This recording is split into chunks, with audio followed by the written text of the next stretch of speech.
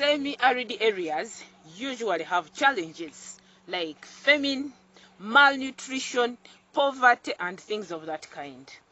When you look behind here, behind in my background, it's a typical example of semi-arid areas, how they look like. The vegetation cover is very poor. There are no trees around. The kind of food grown cannot really help people to survive problems like malnutrition. So for today's video, what do we have? For today's video, I brought in my garden. And the kind of work we are going to do today, it's a bit hard and complicated. Personally, I don't know how I'm going to execute it, but I know the grace of God is going to help us to go through that. The challenge we have today is a bit hard, but we are going to handle it, and I show you how I'm managing to farm in semi-arid areas to keep the crops looking healthy. Like here, you can see everything is looking green, but how are we managing to do all that? Number one, every day, whenever I could wake up, I could tell God, give me the courage, the wisdom that I need to execute my farming activities in the semi-arid areas. And I could read in the Bible, those who have been following me, in the book of James, chapter 1, verse 5. It's very, very crucial in my life. It has made my farming very easy. So for today's activity, what we have to do is right here. We had put some trenches in our banana plantation.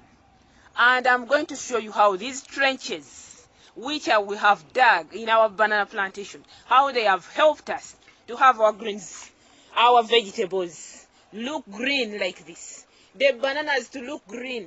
The other side you can see the avocado tree which we have. It's all looking green. How we have managed to do this? It has been also with the help of the trenches which we put in the garden. So we asked God to give us the grace, the wisdom. So we managed to create some trenches. And these trenches have really they have been very important to us. So I'm going to show you how these trenches have helped us to farm. Here we are. I'm standing in one of the trenches. And we dug them. After digging them, we did some mulching of these trenches. So this is what we are going to do. Because after every season, you'll find the kind of mulches we had put, they are rotten. And whenever they rot, you can see how the soils are looking like. Very black. They have allowed the existence of other microbes, like the earthworms. You can see right here, it's an earthworm. So whenever you see the soil can allow other microbes to stay, it's a very healthy soil. So these trenches, we really use them in our gardens here. We clean them to maintain their width, because we dug here 2 feet, the length, then depth, it is supposed to be 1 feet. So whenever the rains are back, like it's a new season, we always come and clean up. So this is what we do, such that we maintain the same length and the width, such that they keep trapping for us more water.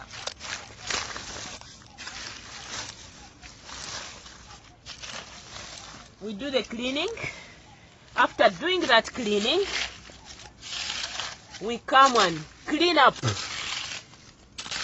to maintain the same length and width. 2 feet in the length, then in the depth, we maintain a feet in the depth.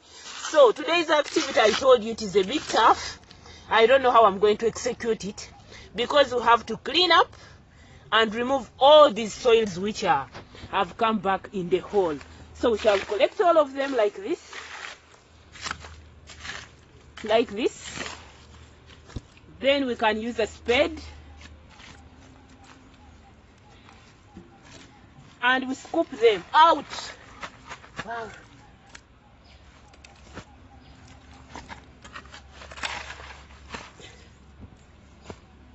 So this is what we are going to do for the whole of today. Why are we doing that? To keep trapping more water. To keep seeing this water making these other mulches rot very fast. These trenches, they have helped to change the texture of the soil in our gardens here. Semi-arid areas, they are sandy in nature. So the more we do this, we don't only trap water for our gardens, but it also helps us. As you have seen, the things which we had mulched with, they are all rotten. So it's going to change the texture of our soil. When you look at this side, there are other plants I had put around the trenches. And this trench really, I'm surprised today, it is really helping me. It has brought a lot of decomposing materials. This is cow dung here. So whenever it rains, the running water brings a lot of things. So if this is cow dung, this one is not visible very well, but I have another one here. This one, I won't touch it. It is still looking so fresh.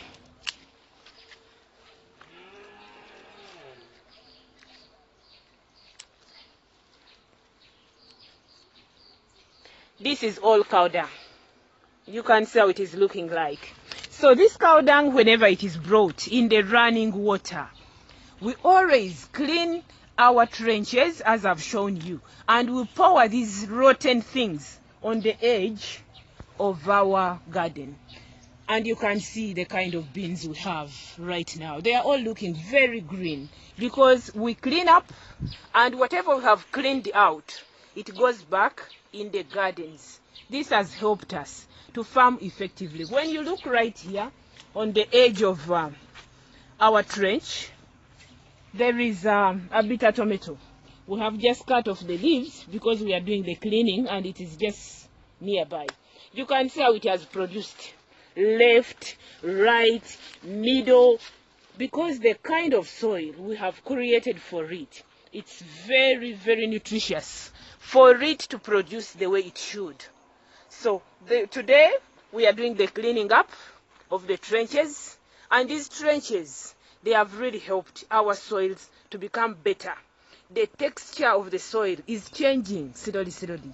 And besides that, we are seeing our soils, they are allowing other microbes to stay comfortable in our gardens. So at the end of the day, the challenges of the semi-arid areas, which we started with, malnutrition, hunger, things like poverty, we shall handle them one by one. Yes, our project looks very big. To some people, they were like, this is mission impossible. But those who have been following me, you have seen I was invited by some friend of mine to go and establish another banana plantation. So if we can keep doing things like this, I think by God's grace, we shall reach our goal.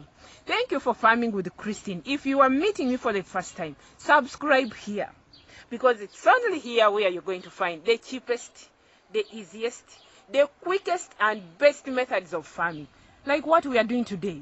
It's a matter of digging the trenches, the trench like this. You measure 2 feet, then 1 feet inside. After doing that, you'll find the trenches are trapping for you enough water. Do the mulching, mulch these trenches such that your mulches can rot in the rainy season. So now that the rainy season is back, today we are doing the cleaning up of our trenches such that the soils from the trenches can go back in the gardens. If that cow dung which I've shown you goes back in the gardens, then at the end of the day, we are sure if God gives us more rain, we are going to have food, enough food on the table. Eating is a daily thing. Please, we have to farm. We have to work together. I mean, subscribe to my channel. And above all, stay blessed in the mighty name of our Lord Jesus Christ.